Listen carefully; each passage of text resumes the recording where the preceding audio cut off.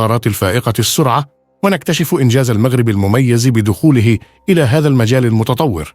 منذ عقود كانت القطارات الفائقة السرعة حلما بعيد المنال، لكن اليوم أصبح هذا الحلم حقيقة واقعة في العديد من دول العالم. والآن حان دور المغرب لكتابة فصله الخاص في قصة صناعة القطارات الفائقة السرعة من خلال شراكات دولية مميزة مع شركات رائدة في هذا المجال مثل الصين وألمانيا وفرنسا.